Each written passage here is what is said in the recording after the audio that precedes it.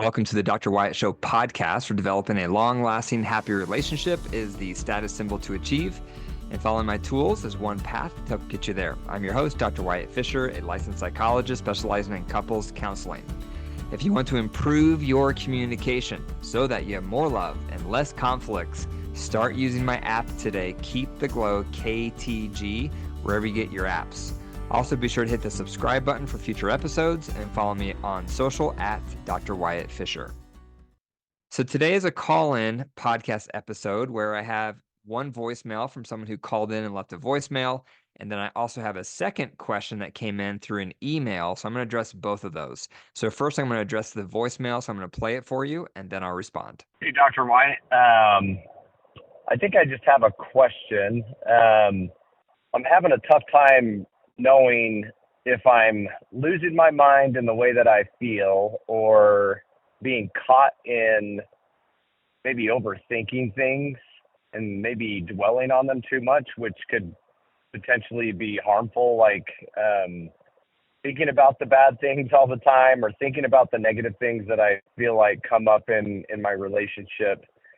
But when I do feel like I address or I try to communicate that, I feel like I'm told that I'm overthinking it, or I'm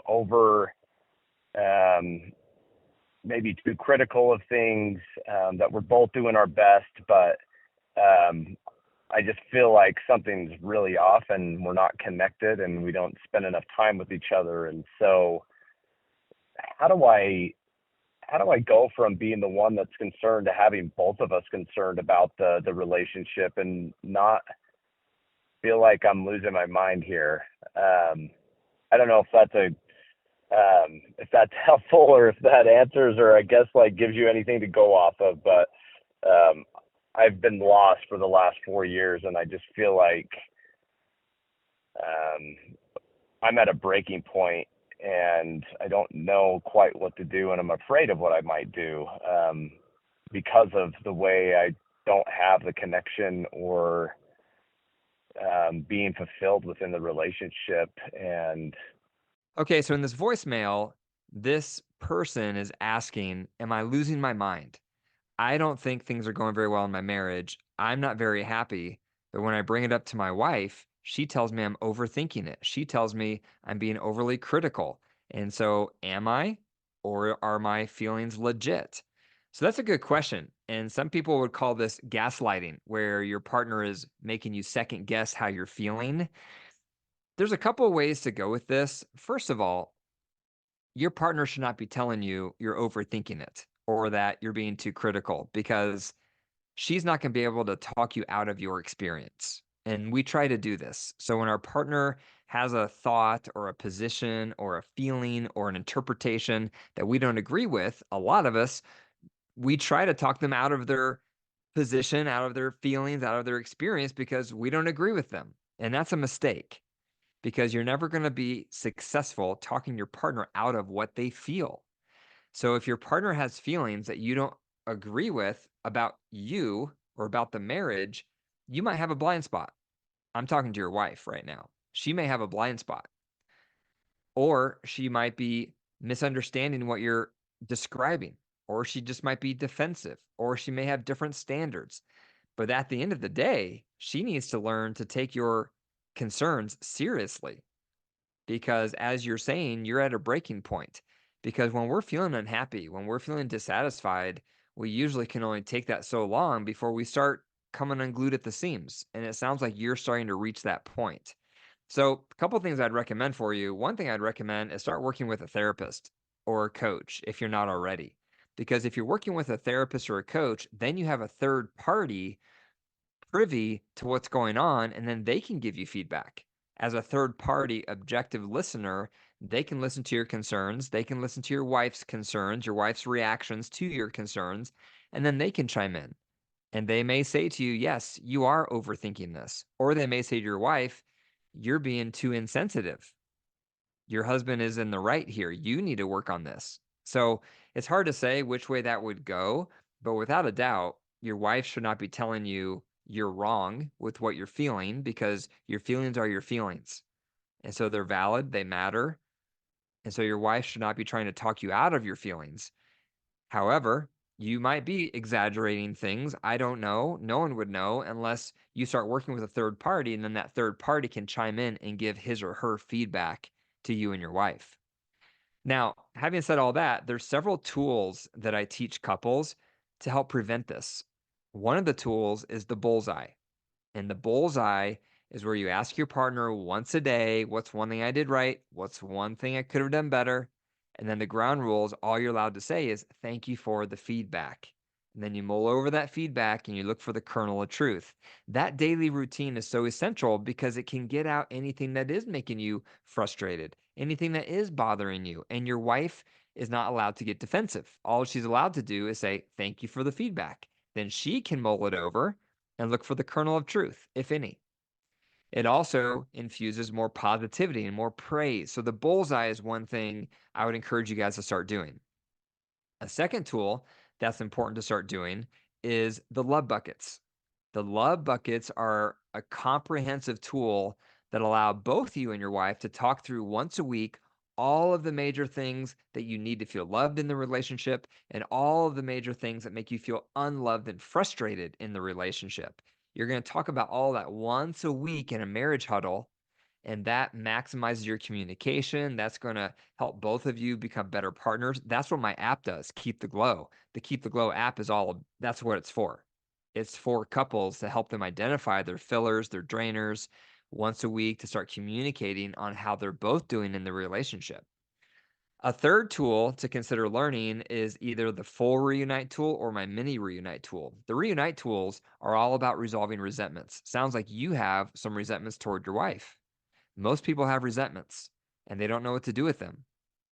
And it never goes well to have a resentment and then to have your partner tell you you're being too sensitive or you're overthinking it or you're being too critical because again, that's not going to change the way you feel. And so the reunite tool is a method to help couples sit down one by one and step by step to talk through your feelings in a safe environment so that you can be heard and so that there can be follow through and some action at the end because the best way to say sorry is change behavior. So those are some ideas. I hope that helps. I feel for you. It never feels good to be in a relationship where you're bringing up your concerns and your partner is telling you you should not have those concerns. So again, hopefully some of the things I covered can be applicable to your situation. The second question that came in today was through an email, and this question said, my husband has a mistress and her name is Golf. What do I do? Maybe you're in that situation. You're married to someone and they have a hobby or a passion and it takes precedence. It's dominant in their life and you feel like an afterthought. You feel like you get the crumbs and no one wants to feel like they're second. We all want to feel like we're first to our partner. But this is what happens. A lot of times through the years, couples naturally drift away from each other by pursuing their own hobbies, by pursuing their own interests, by pursuing their own passions. And then they wake up one day and look at each other and realize we don't have anything in common. We don't have any common goals or hobbies. And so, what I recommend couples to consider is that two-thirds of your hobbies you want to intentionally nurture together, hobbies that you both would enjoy. And a third of your hobbies can be separate hobbies, things that you don't have in common, things that you both don't enjoy. But a lot of couples have it the other way around, where two-thirds of their interest they do not share with their partner. One third of their interest at the most, they do share with their partner. So when I hear this question, what it sounds like to me is somewhere along the lines, your partner, your husband started nurturing golf, and now golf has become one of his major hobbies, and you don't share that interest together, and now it's becoming a marriage problem. And that's what happens. So I would sit down with your husband and talk through both of your needs because I would imagine since he's focusing more on golf than he is on you, that impacts how you show up in the relationship. Maybe you're pulling away emotionally. Maybe you're pulling away sexually. And maybe he hasn't connected the dots. Maybe he needs to see that me being away golfing all the time is making my wife pull away from me emotionally and physically. So now you got my attention. Now I'm more concerned. Now I'm more focused and willing to make some changes because you guys need to sit down and talk through what would it look like for our marriage to be first. We need to carve out time for us first. And I use the fishbowl analogy. So if you think about a fishbowl, and inside the fishbowl represents all the time you have every day. But what a lot of us do in that fishbowl is we put all these boulders into it first. We put kid activities first. We put our jobs first. We put our hobbies first. We put chores first. We put friends first. We put all of these things into the fishbowl.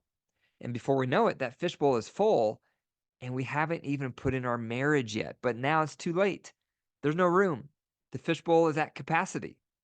So instead, you want to dump out all those other things in the fishbowl and think about what would it look like to put in our marriage first into that fishbowl. And then after our marriage, we put in everything else. Then we put in kid hobbies. Then we put in friendships. Then we put in hobbies. Then we put in social media. And all that stuff is not going to fit. So some of that's going to have to get cut out. So that's a much more value centric way to live, is when you put your marriage into the fishbowl first. So hopefully your husband's receptive. Hopefully if you sit down and have that conversation, he's going to be open to renegotiating how time is spent. And then make sure you talk to him about, we need to nurture some hobbies we both enjoy. And for that, I recommend just going to Google, typing in fun activities, fun hobbies for couples. You'll see articles that list 50 things, 100 things. Look through that list and pick 4 to 6 hobbies you both would find interesting and you both have a similar skill set. You don't want to nurture a hobby where one of you is a novice and one of you is an expert, because that can take away the fun. Try to find 4 to 6 hobbies you both enjoy, you both have interest in, you're both similar skill set level in it, and then nurture those hobbies on a regular basis, on a weekly basis when you have your dates, and you can just rotate those hobbies during your date time. So hopefully you find that helpful. Thank you for listening to the Dr. Wyatt Show. If you have a question for me, call 303-578-0618. Leave a voicemail, and I'll respond to it on a future episode. And if you want to learn my tools, if you want to learn my strategies, sign up for Marriage Saver Society. MSS, my Marriage Saver Society, is my leading digital course.